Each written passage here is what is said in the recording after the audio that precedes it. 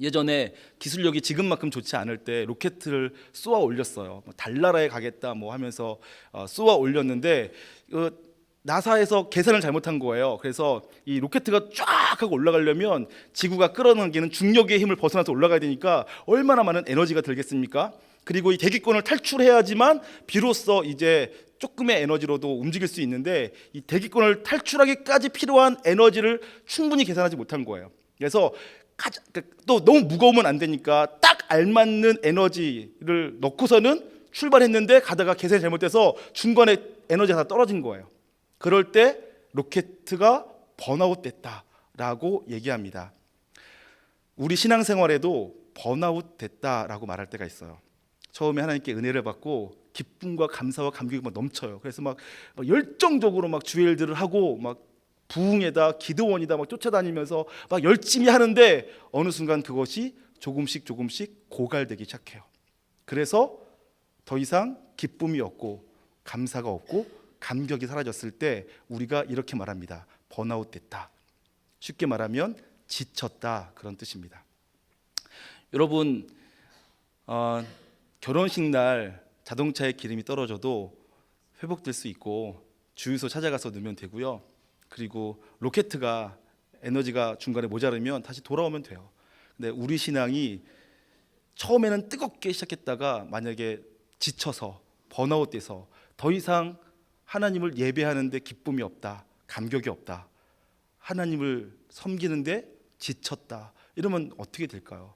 저는 저와 여러분이 번아웃 되지 않는 신앙 되었으면 좋겠습니다. 지치지 않는 신앙, 늘 우리 안에 주님을 향한 사랑과 주님을 향한 기쁨이 끊어지지 않는 복된 인생 되시기를 주님의 이름으로 축복합니다. 여러분, 제가 이 세상에 정말 불쌍한 사람들 많이 있지만 제가 한 정말 불쌍한 사람을 알고 있는데요. 누구냐 하면 우리 영상이 홈페이지에 올라가니까 이름을 밝힐 수 없지만 한 목사님의 딸이에요. 이 목사님의 딸이 정말 불쌍한데 그 이유가 뭐냐면 이 친구는 딸이고 여자아이고 그다음에 예쁘게 생기고 아주 똑똑한 아이예요. 지금도 조금 대학 가서 잘 살고 있어요. 그런데 그 친구 불쌍한 이유가 뭐냐면 목사의 딸, 그리고 개척교회 조그마한 시골교회 목사의 딸로서 어려서부터 반주를 시킨 거예요. 그래서 어려서부터 반주를 하는데 이 친구가 하나님을 만나지 못했어요. 은혜가 없어요. 그런데 목사의 딸이란 이유로 계속 반주하는 거예요.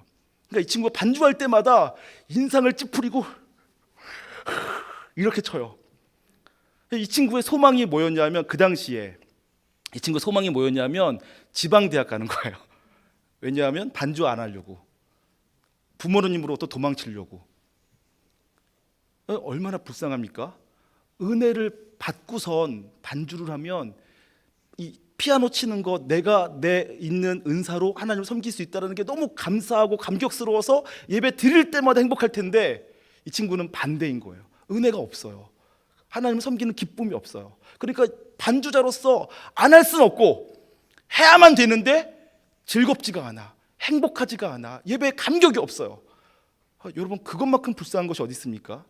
정말 딱한 거죠. 안타까운 거죠. 저는 모태신앙인데요, 수많은 사람들이 모태신앙을 향해서 욕하는 말을 들으면서 자랐어요. 모태신앙은 모태신앙이다, 이런 말 듣고 자랐어요.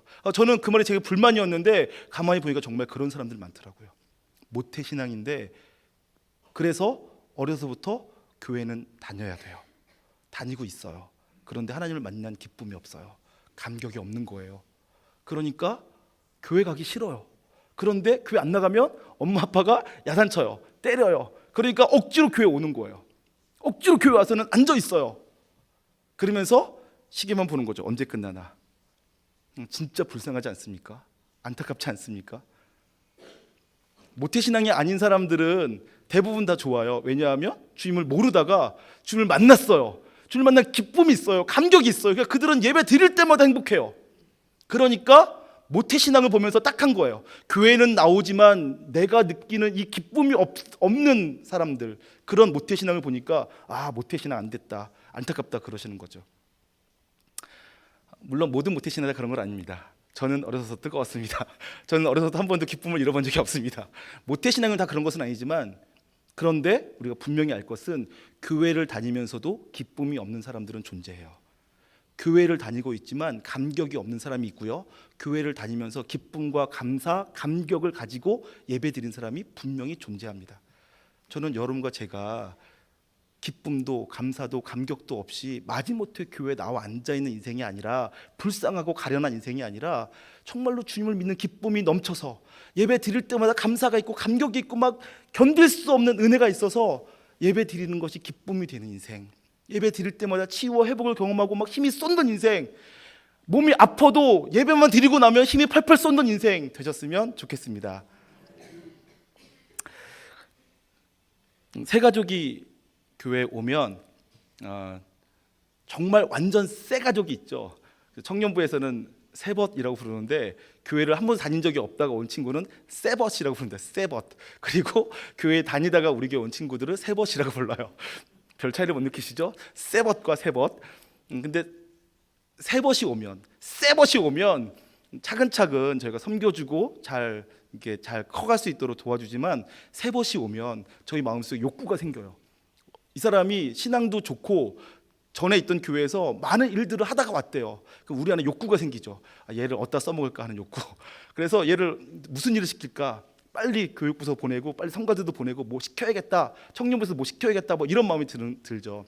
그럼에도 불구하고 저희 청년부에서는 가능하면 1년 동안에는 아무 일도 시키지 말자라고 얘기해요. 가능하면 1년 동안에는 충분히 섬겨주고 그가 충분히 이곳에서 쉼과 안식을 누리게 하자. 그리고 그 안에서 이 교회가 내 교회다라는 마음이 생길 때까지 기다려주자라고 저희가 서로 얘기하고 있어요. 왜냐하면 제가 지켜봤더니요, 신앙이 좋았어도 우리 교회로 왔는데 여기서 충분히 섬김과 돌봄을 받으면서 이 교회가 내 교회다라는 마음이 없는데, 일을 시키면요, 하다 보면 뭐 우리 교회가 다 좋은 사람들만 있지만 간혹 가다가 한두 명씩은 조금 이상한 분도 있지 않습니까? 부딪히고 싸우면 이 교회가 내 교회다 싶은 분들은 그런 분들과도 잘 지내려고 애쓰고, 좀 까다로운 사람하고도 좀 맞춰가려고 애쓰는데, 이 교회가 내 교회다라는 마음이 없는 분들은 여기만 교회인가 하고서는 다른 교회로 가시더라고요. 그래서 새벗이야 당연히 잘 섬겨주지만, 새벗이 오더라도 충분히 좀 섬겨주자, 이런 마음들을 먹고 섬겨주고 있는 중에 있습니다. 여러분, 이렇게 하는 원리가 무엇입니까? 우리 안에 충분한 은혜와 사랑이 있고 충분한 우리가 한 몸이다, 한 공동체라는 의식이 생긴 다음에 일을 하고 뭔가를 해야지 더 지속적으로 잘할 수 있기 때문에 그렇죠. 그러한 마음이 없는데 일을 하면 금방 지치고 번아웃되고 탈진돼서 더 이상 못하겠다, 지쳤다, 그만둘랜다 하는 말을 하게 되기 때문에 그렇습니다. 그런데 안타깝게도 처음에는 하나님을 향한 뜨거운 신앙으로 시작했는데, 시간이 지나갈수록 그 사랑이 점점 더 커져가는 것이 정상임에도 불구하고, 시간이 지날수록 그 사랑이 조금씩 사라져가는 성도들도 있어요. 처음에는 기쁨이 넘쳐났어요. 뭘 해도 행복했는데, 근데 어느 순간부터 조금씩 기쁨이 사라지고, 그래서 마음속에 불편함, 부담감, 그리고 지쳐가는 것을 경험하고, 이러다간 더 이상 못하겠다라는 생각이 드는 사람들이 많이 있습니다. 제가 그것을 어떻게 할까요? 여러분들 마음속에 다 그런 게이지가 있어서 제 눈에 보이는 것이 아니고요. 연말이 되면 알 수 있습니다. 11월 달이 되면 이제 각 교육기관에서 교사를 모집합니다. 그러면 제일 먼저는 우리 부서의 기존 교사분들에게 묻습니다.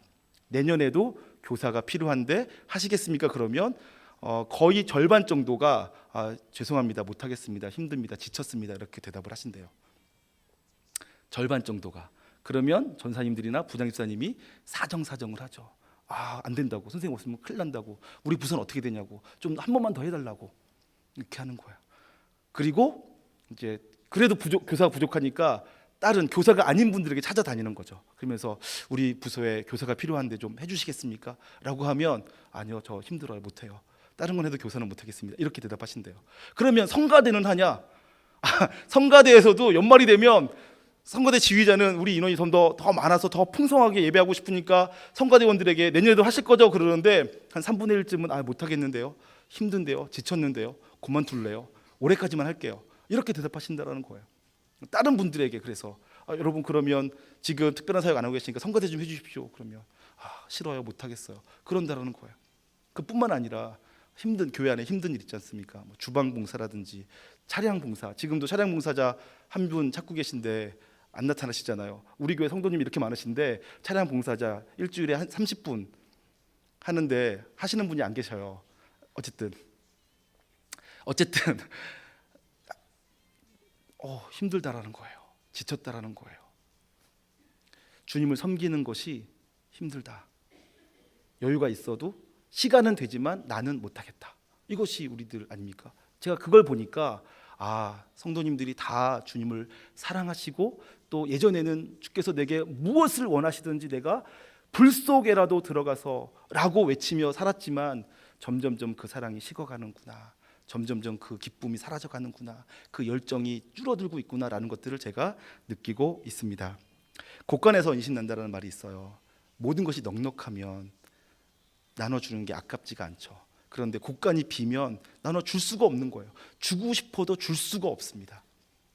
그것이 우리가 잘 생각해 봐야 될 문제라고 생각하고요. 오늘 성경 본문에서는 그것에 대해서 아주 자세하게 정확하게 명확하게 다루어 주고 있습니다. 오늘 본문에는 사도 바울이 고린도 교회를 향하여서 헌금하는 것에 대한 이야기를 하고 있습니다. 예루살렘 교회가 지금 가난해졌어요. 예루살렘 교회는 원래가 뭘 만들어내는 곳이 아니라 정치와 종교의 도시이기 때문에 생산 수단이 없어요. 그냥 소비의 도시예요. 그런 곳에 있는 예루살렘 교회 성도들이 이제 너무 가난해진 거죠. 그래서 사도 바울이 그동안 자기가 개척했던 교회들을 다시 돌아오면서 예루살렘 교회로 내가 돌아가는데 그 교회에 헌금하기를 원한다. 너희가 헌금을 준비해 놔라. 미리 준비해 놔라. 이런 말을 쓰시는 거예요. 그러면서 사도 바울이 그 헌금을 할 때의 원리, 하나님께 무엇인가를 드릴 때 너희가 갖춰야 될 마음 자세에 대해서 알려주고 있습니다. 첫 번째는 너희가 하나님께 뭔가를 드리려고 할 때, 그것이 물질이든 시간이든 정성이든 무엇인가를 하나님께 드리려고 할 때에는 인색함으로 하지 말아라, 억지로 하지 말아라, 부득이함으로 마지못해 하지 말아라, 이렇게 알려주고 있습니다. 하나님께 뭔가를 드릴 때에는 억지로 마지못해 인색함으로 부득이함으로 하지 말고 자원함으로 기쁨으로 감사함으로 즐겁게 드려라. 이것이 첫 번째 원칙입니다. 한번 말씀을 통해 확인해 보겠습니다. 9장 5절부터 보겠습니다. 고린도후서 9장 5절부터. 그러므로 내가 이 형제들로 먼저 너희에게 가서 너희가 전에 약속한 연보란 헌금을 말하는 거죠. 연보를 미리 준비하게 하도록 권면하는 것이 필요할 줄 생각하였노니 이렇게 준비하여야 참 연보답고 억지가 아니니라. 이것이 곧 적게 심은 자는 적게 거두고 많이 심은 자는 많이 거둔다 하는 말이로다. 각각 그 마음에 정한 대로 할 것이요 인색함으로나 억지로 하지 말지니 하나님은 즐겨내는 자를 사랑하시느니라. 먼저는 사도 바울이 헌금할 것에 대해서 요청하면서 너희가 드릴 때에 인색함으로나 억지로 드리지 말아라 라고 얘기합니다. 왜냐하면 하나님은 인색함으로 억지로 드리는 헌금을 받지 않으시니까, 기뻐하지 않으시니까, 하나님은 즐겨내는 자를 사랑하시기 때문에 그렇습니다. 그러므로 만약에 여러분 가운데 누군가가 처음에는 뜨거웠고 처음에는 기쁨과 감사가 넘쳤고 그래서 주께 무엇을 해도 힘들지 않다면 너무 감사한데, 처음에는 그랬지만 지금은 지쳤다, 지금은 힘들다, 지금 못하겠다, 그러시면 어떻게 됩니까? 하지 마셔야 됩니다. 여러분 하지 마십시오. 봉사하는 게 힘들게 느껴지시고 봉사가 지치셨으면 그만하십시오. 그만하셔야 됩니다. 여기 청년들도 몇 명 앉아있고 또 여러분들도 저를 이제 1년 반 동안 만나오셨으니까 아실 텐데, 저는 누구든지 저한테 제가 어떤 일을 부탁했는데 못하겠어요 그럼 제가 두 번 다시 그 일을 부탁하지 않습니다. 힘든 것 인정해 줍니다. 청년 누구라도 못하겠다 그러는데 제가 안 돼 이거 좀 해줘 라고 말하지 않습니다. 수련회 가자 그랬는데 못 가겠어 그럼 제가 안 돼 가야 돼 라고 하지 않습니다. 왜냐하면 억지로 하는 것은 하나님께서 기뻐하지 않으시니까, 받지 않으시니까. 심지어 하나님께서는 그렇게 억지로 부득이함으로 하는 것에 대해서 냄새가 난다, 가져가라 이렇게 말씀하십니다. 그러므로 우리 중에 누구든지 더 이상 주님을 섬기는 기쁨이 없으면 하지 마셔야 됩니다. 더 이상 주님을 섬기는 것이 내게 기쁨이 되지 않고 주님을 섬기는 의미가 내게 느껴지지가 않는다, 보람이 없다, 그러면 하지 마시고 좀 쉬십시오. 다시 좀 회복되기를 기도하시면서 기다리셔야 됩니다. 그러시길 정말 부탁을 드려요. 그런데 오늘 성경에는요, 억지로 하면 안 된다고 말하면서 두 번째 원리를 말해주고 있습니다. 두 번째 원리는 뭐냐 하면, 그런데 너희는 억지로 할 필요가 없다. 왜냐하면 하나님께서 너희에게 넘치도록 부어주시기 때문에 그렇다라고 말하고 있습니다. 여러분, 억지로 할 수 없는데, 기쁨도 감사도 감격도 사라졌는데 마지못해 주님을 섬기면 반드시 자기도 탈진하고 그 공동체에도 냄새를 풍기게 돼 있어요. 인상 찡그리고 싫은 소리하고 쓴소리하고 조금만 마음에 안 들어도 뭐 틱틱거리고 짜증내고, 그러니까 서로 유익하지 않으니까 하지 마셔야 돼요. 그런데 성경은 우리에게 뭐라고 말하냐면요, 정상적인 그리스도인이라면 탈진될 이유가 없다. 번아웃될 이유가 없다. 내가 번아웃되고 있다. 내가 지금 기쁨을 잃어가고 있다. 내가 지금 주님을 섬기는 감격과 감사를 잃어가고 있다라는 것은 뭔가가 잘못됐다라는 것을 알려주고 있습니다. 왜냐하면 우리 하나님은 부족함이 없으신 하나님이시고, 그 하나님은 우리에게 아무것도 아끼지 아니하신 하나님이시고, 그 하나님은 우리가 넉넉하여 넘치도록 하시는 하나님이라고 알려주고 있기 때문에 그렇습니다. 그래서 우리는 반드시 하나님께서 우리에게 부족함이 없으신 그 하나님이 우리에게 모든 것을 넉넉하게 부어주셔서 부족함이 없게 하십니다. 그래서 우리는 부족하여서 못하겠다라고 말할 수가 없는 존재들입니다. 모든 교회는 승리하는 교회입니다. 이기는 교회입니다. 할 수 있습니다. 그것이 성경의 가르침이에요.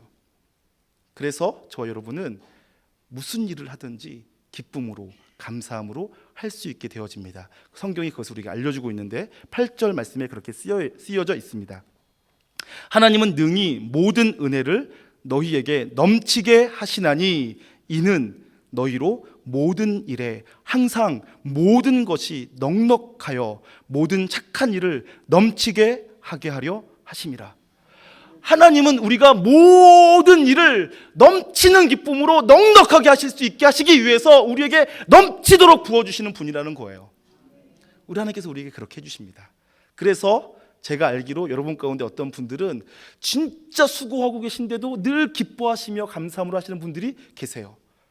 힘들다, 못하겠다, 피곤하다, 지쳤다 그런 말씀 안 하시고 감사함으로 하세요. 물론 몸은 피곤하죠. 몸이 피곤하지 않단 말 하는 거 아닙니다. 몸은 피곤한데 기쁘다 이렇게 말씀하신다고요. 몸은 힘들어요. 그러나 내가 주님을 섬길 수 있는 것이 기쁘다, 감격이다, 이것을 할 수 있는 게 내게 영광이다, 나 같은 자가 쓰임받는 게 기쁨이다 라고 하시면서 어떻게 하든지 죽게 헌신하려고 하시는 분들이 계시다고요. 저도 그런 사람 중에 하나입니다. 저는 주님을 섬기는 것이 너무 기뻐요. 주님을 예배하는 것이 너무 즐겁습니다. 행복해요. 주님을 예배하는 자리만 있다면 어디든지 가서 함께 예배하고 싶어요. 누군가가 예배실 구석에서 기타 치고 있으면요, 막 발걸음에 글로 가요. 저도 같이 옆에서 찬양하고 싶어서요. 예배드리는 게 기쁨이에요. 저는 여러분과 제가 주님을 섬기는 것이 기쁨이 되길 원합니다. 주를 위해서 주의 몸된 교회를 섬기는 것이 감사가 되길 원합니다. 왜냐하면 하나님께서 우리에게 넘치도록 부어주시는 분이기 때문에 그렇습니다. 모든 착한 일을 할 수 있도록, 모든 일을 할 수 있도록 넉넉히 부어주시는 분이 우리 하나님 아버지시기 때문에 그렇습니다. 그러면 저와 여러분이 넉넉히 부어주시는 주의 은혜를 경험하고 맛보시면서 주의 일들을 하실 수 있길 소망합니다. 그래서 교회에서 가르치는 여러 가지 공부들 중에서 수준 높은 공부 중에 하나가 청지기론입니다. 청지기론. 여러분, 청지기란 무엇입니까? 큰 집에서 주인이 있고 종들이 있는데 청지기란 그 종들을 관리하는 관리자입니다. 청지기는 어떻게 합니까? 주인으로부터 양식을 받아서 종들에게 나눠주는 사람이라고 합니다. 청지기는 자기 것을 주는 사람이 아니에요. 자기 창고를 털어서 종들 나눠주는 사람이 아니고요, 자기 재산 팔아서 종들에게 먹을 거 주는 사람이 아닙니다.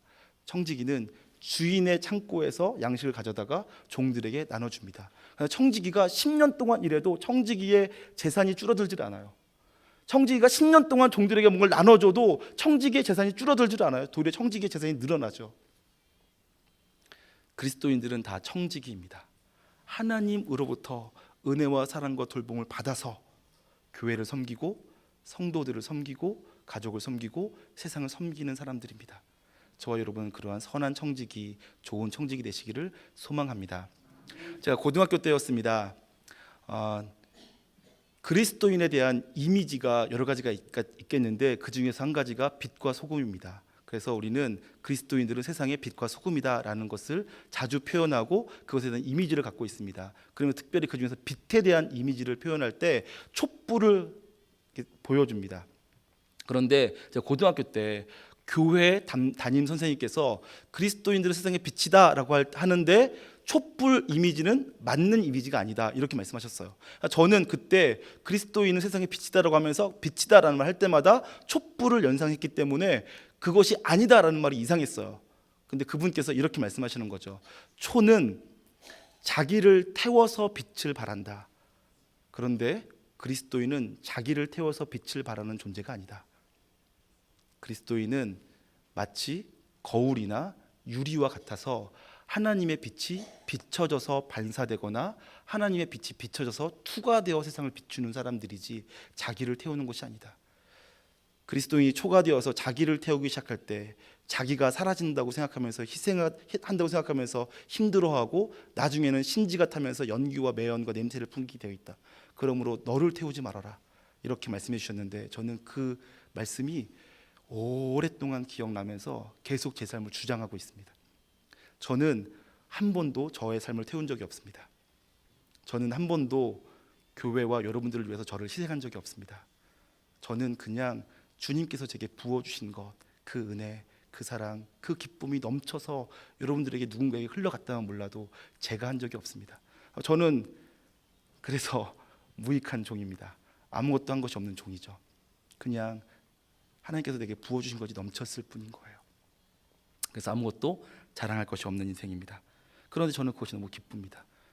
왜냐하면 어쨌든 하나님께서 저를 사용하셔서 교회를 섬기고 사람들 섬기게 하시니까, 그리고 저는 아무것도 희생한 적이 없으니까, 아무것도 아쉬울 것이 없으니까 늘 행복하다고 생각합니다. 여러분 중에 어떤 분들은 이 말이 이상하게 들릴 수 있지만 성경은 꾸준히 우리에게 그것을 가르쳐주고 있습니다. 너를 태워서, 너를 희생해서 네 것으로 하지 말고 하나님께서 내게 부어주신 것으로, 하나님께서 너에게 허락하신 것으로 섬겨라. 하나님의 것으로 해라. 이렇게 우리가 알려주고 있는 것입니다. 우리가 이웃을 사랑할 수 있는 근거는 무엇입니까? 하나님께서 우리를 사랑하시기 때문에 그렇습니다. 하나님께서 우리에게 사랑을 부어주기 때문에 그렇습니다. 그래서 저와 여러분은 축복의 통로가 되는 인생이 되어야 됩니다. 저와 여러분 축복의 통로가 되어 하나님의 사랑이, 하나님의 은혜가, 하나님의 돌봐주심이 우리를 통하여서 다른 사람에게 흘러가시게 해야 되는 줄 믿습니다. 여러분, 그렇다면 어떻게 하면 하나님의 은혜와 사랑과 돌봄이 나에게 흘러들어올 수 있을까요? 하나님의 사랑이 내게 멈추지 않고 계속 채워져야 할 텐데, 그런데 만약에 내가 일시적으로 하나님의 은혜와 사랑을, 축복을 받았어, 기뻤다가 지금 사라지고 있다면, 그렇다면 문제가 무엇입니까? 하나님의 사랑이 내게로 흘러들어오고 있는 그 통로가 막혔다라는 거예요.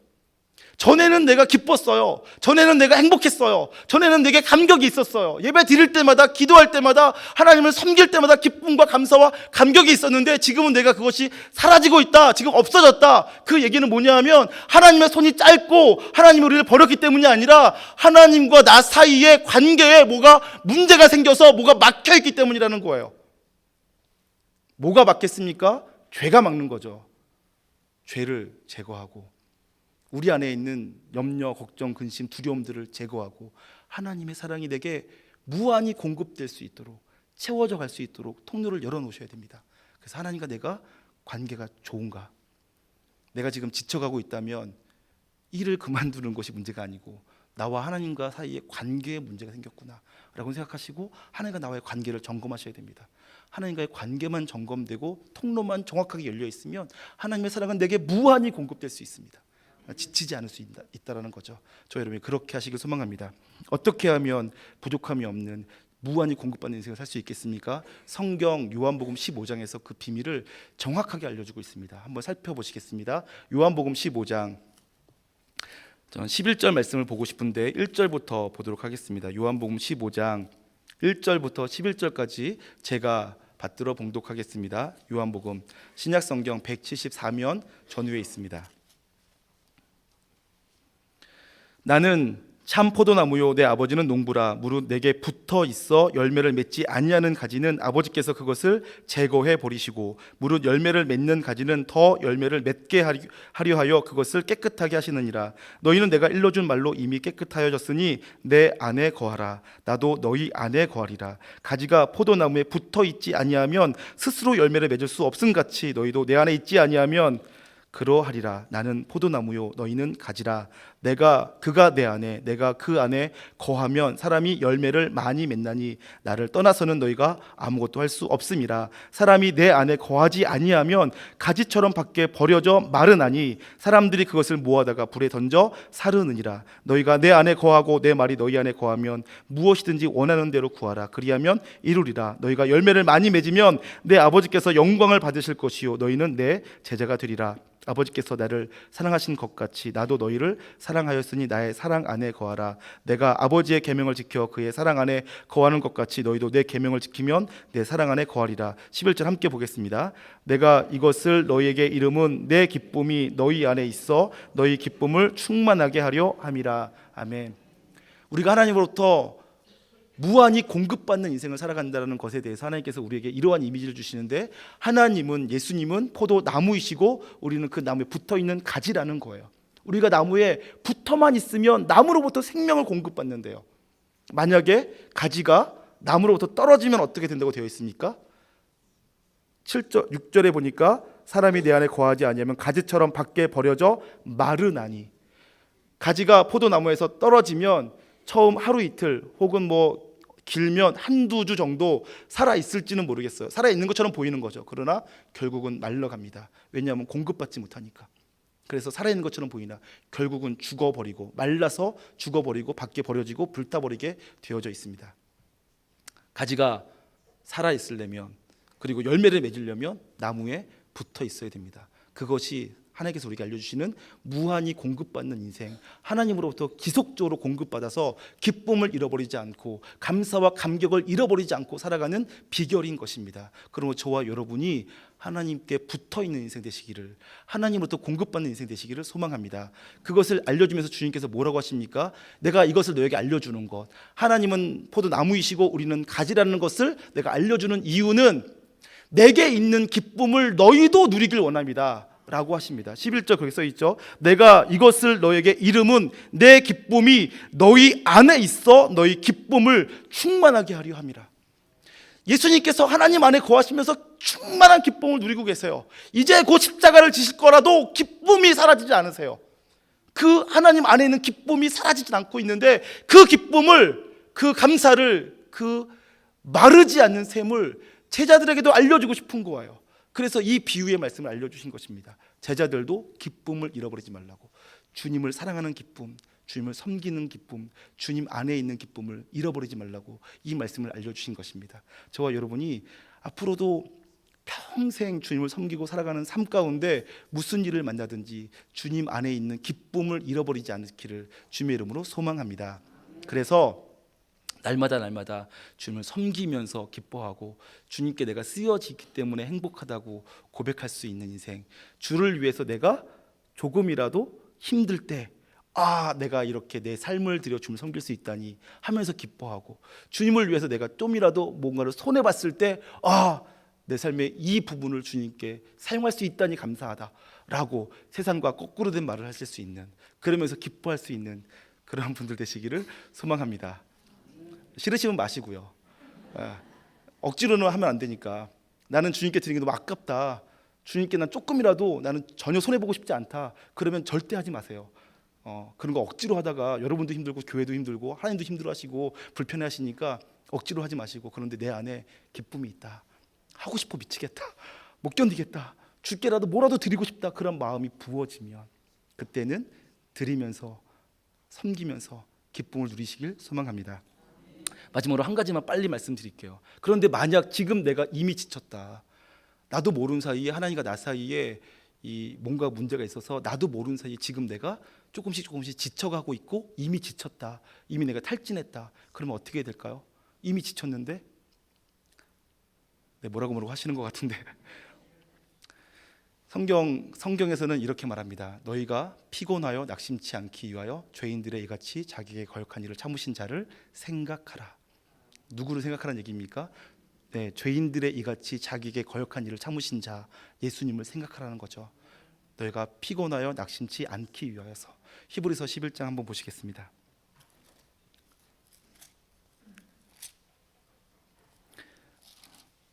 히브리서 12장 1절부터 3절까지를 보겠습니다. 히브리서 12장 1절부터 3절까지. 제가 보고 싶은 것은 3절 말씀인데 1절, 2절도 똑같은 말을 반복해서 하고 있기 때문에 살펴보겠습니다. 히브리서 12장 366페이지 전후에 있습니다. 이러므로 우리에게 구름같이 둘러싼 허다한 증인들이 있으니 모든 무거운 것과 얽매이기 쉬운 죄를 벗어버리고 인내로서 우리 앞에 당한 경주를 하며 믿음의 주요 또 온전하게 하시는 이인 예수를 바라보자. 그는 그 앞에 있는 기쁨을 위하여 십자가를 참으사 부끄러움을 개의치 아니하시더니 하나님 보좌 우편에 앉으셨느니라. 3절 같이 보겠습니다. 너희가 피곤하여 낙심하지 않기 위하여 죄인들이 이같이 자기에게 거역한 일을 참으신 일을 생각하라. 네, 감기 들렸는데 약을 먹어도 잘 안 나면 병원 가서 수액 주사 맞잖아요. 인슐린 주사 맞는 것처럼 이렇게 긴급히 에너지를 투약하라는 거예요. 어떻게요? 죄인들의 이같이 자기에게 거역한 일을 참으신 자를 생각하라. 십자가를 생각하고 주님께서 나를 얼마나 사랑하셨는지, 주님께서 나를 살리기 위해서 얼마나 큰 대가, 희생을 치르셨는지를 생각해 보라는 거예요. 그렇게 십자가 지으신 예수님, 주님을 거역했던 나를 끝까지 포기하지 않고 사랑해 주셨던 그 주님을 생각하며 다시 회복하라는 거죠. 저 여러분이 가능하면 지치지 않길 소망하고, 만약 내가 지쳐간다면 십자가를 개의치 않으시고 죄인들의 이같이 자기에게 거역한 일을 참으셨던 예수님을 생각하며 다시 회복되시길 소망합니다. 그래서 소년이라도 넘어지고 장정이라도 곤비하여 쓰러질지라도 주를 앙모하는 자, 주를 앙망하는 자는 독수리가 날개치며 올라간 것 같은 새 힘을 얻겠다고 하셨던 그 말씀이 여러분 개개인의 삶 속에서 이루어지는 것을 경험하시길 소망합니다. 육체는 날로 쇠약해져도 주님을 향한 내 마음의 기쁨은 나날이 커져가는, 그래서 내 몸이 할 수 있는 것은 점점 줄어들어도 주님을 향한 사랑의 표현만큼은 나날이 더 높아져가는, 더 커져가는 그런 복된 인생들. 그래서 주님께서 보실 때, 주님 눈에 보실 때 정말 사랑스러운 인생, 착하고 충성된 종이라고 칭찬받아 마땅한 인생들 되시기를 주님의 이름으로 축원합니다.